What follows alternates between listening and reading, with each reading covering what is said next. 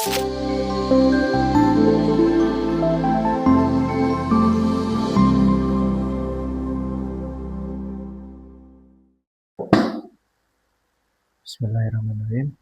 Assalamualaikum warahmatullahi wabarakatuh. Selamat pagi anak-anak semuanya. Semoga hari ini kita diberi kelancaran dan kesehatan. Sebelumnya perkenalkan, nama Bapak A.A. Adi Satria. Sekarang Bapak mengajar di SD Negeri 1 Kalijaya yang berlokasi di Desa Kalijaya, Kecamatan Banjaranyar, Kabupaten Ciamis. Pada kesempatan kali ini, Pak Adi akan memberikan materi mata pelajaran IPAS dengan materi keanekaragaman suku, bangsa, dan budaya.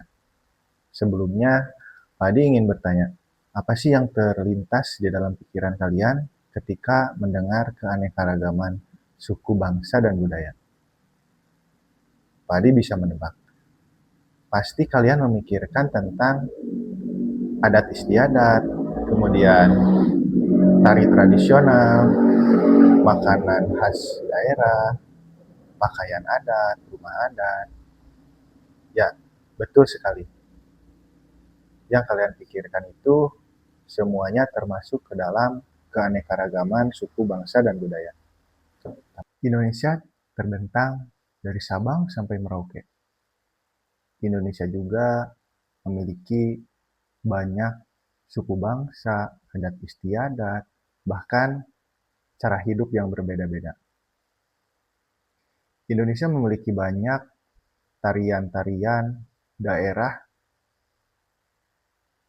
yang beraneka ragam. Contohnya, tari jaipong dari Jawa Barat, tari kecak dari Bali, dan lain sebagainya. Coba kalian tanya, adakah teman kalian yang berasal dari suku Sunda, suku Jawa, suku Betawi, suku Batak, dan lain sebagainya? Pak Adi akan memberi contoh. Nia, dia berasal dari Madura. Kemudian Tono, dia berasal dari Jawa. Dan Agus, dia berasal dari Sunda. Kemudian Pak Adi ingin tanya, apakah di kelas kalian ada burung Garuda? Jika ada, coba kalian lihat.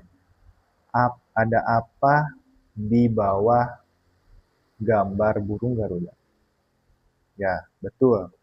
Di bawah gambar burung Garuda, khususnya di kakinya, itu terdapat kalimat Bhinneka Tunggal Ika, yang artinya walaupun berbeda-beda, kita tetap satu tujuan. Kalimat tersebut berasal dari bahasa Sanskerta.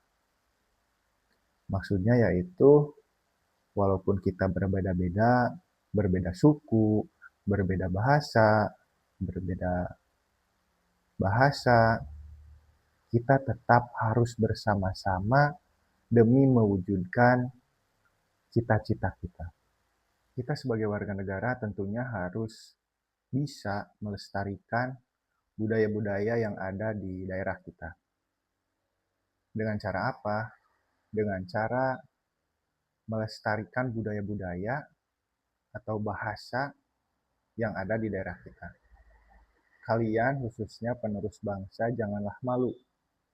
Harus yakin, harus percaya bahwa apa yang kalian lakukan akan bermanfaat di masa depan.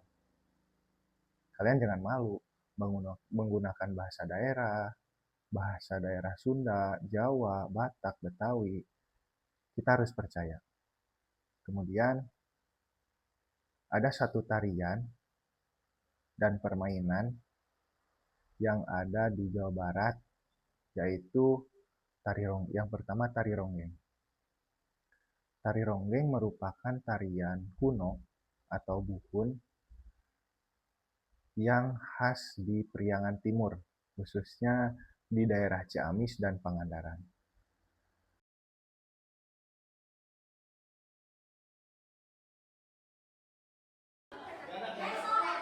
Halo adik-adik, saya Jo, temannya Pak Adi. Walaupun tadi sudah dijelaskan sedikit oleh Pak Adi, saya akan menjelaskannya lagi tentang tari ronggeng supaya kalian bisa paham. 1. Apa itu tari ronggeng? Tari ronggeng adalah tarian tradisional yang berasal dari wilayah Jawa, khususnya populer di Jawa Barat dan Jawa Tengah.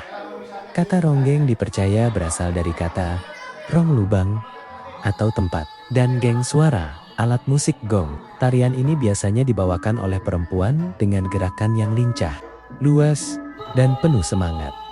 2. Keunikan tari ronggeng. Ada beberapa hal yang membuat tarian ini berbeda dari tarian lainnya. Interaksi dengan penonton. Penari ronggeng biasanya mengajak penonton untuk menari bersama secara berpasangan. Ini melambangkan kebersamaan dan kegembiraan.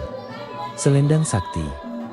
Senjata utama penari ronggeng adalah sampur atau selendang. Selendang ini dikalungkan ke leher penonton sebagai tanda ajakan untuk menari.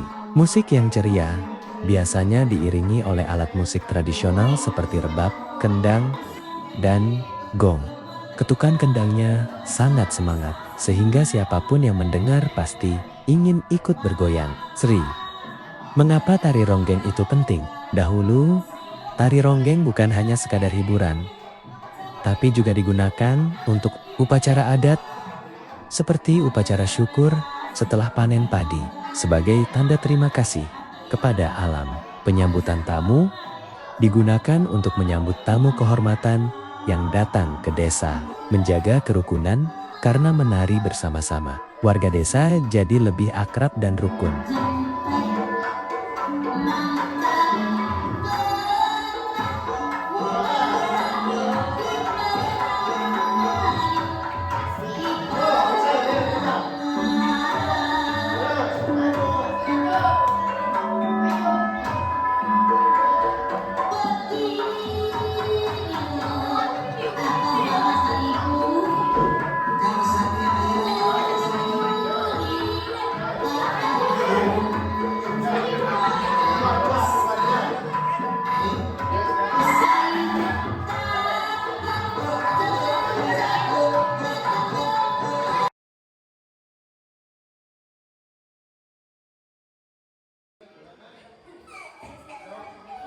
One, apa itu permainan engklek? Engklek adalah permainan tradisional yang sangat populer di Indonesia. Nama engklek sendiri berasal dari bahasa Jawa yang artinya melompat dengan satu kaki. Permainan ini bisa dimainkan sendiri, tapi jauh lebih seru jika dimainkan bersama 2-5 teman. Tuh, apa saja yang dibutuhkan? Untuk bermain engklek, kita tidak butuh alat yang mahal. Cukup gacuk, sebuah batu pipih, atau pecahan genteng milik setiap pemain. Bidang permainan, gambar kotak-kotak di atas tanah atau lantai bisa digambar pakai kapur atau kayu. Bentuknya bermacam-macam, ada yang seperti orang gunung atau seperti kincir angin. Sri, cara bermain langkah-langkahnya. 1. Lempar gacuk. Semua pemain harus melempar gacuk ke kotak pertama. Ingat, gacuk tidak boleh keluar garis. 2. Melompat satu kaki. Pemain melompat ke kotak-kotak lain dengan satu kaki, tetapi dilarang menginjak kotak yang ada gacuknya. Sri, keseimbangan. Di bagian sayap atau kotak yang berdampingan, kita boleh menginjakkan kedua kaki. 4. Mengambil gacuk. Setelah sampai di ujung, kita berbalik arah dan mengambil kembali gacuk tadi sambil tetap menjaga keseimbangan dengan satu kaki. 5. Membangun sawah. Jika sudah menyelesaikan semua kotak, pemain bisa melempar gacuk ke arah gunung atau puncak. Jika berhasil, kotak tersebut menjadi sawah. Jadi kesimpulannya, kita harus bisa melestarikan budaya yang ada di daerah kita. Jangan ada rasa malu jika menggunakan bahasa daerah. Saya Jo, pamit undur diri. Dadah. Akhirnya kita sudah di ujung pembelajaran. Semoga apa yang telah Pak Adi berikan bisa bermanfaat buat kalian. Dan jangan lupa, teruslah belajar Karena dengan belajar, kita akan bertambah ilmu pengetahuannya. Kemudian, walaupun kita hanya bertemu di layar kaca, semoga kita bisa bertemu secara langsung di lain waktu. Sekali lagi, terima kasih atas perhatiannya. Wassalamualaikum warahmatullahi wabarakatuh. Audio Jungle.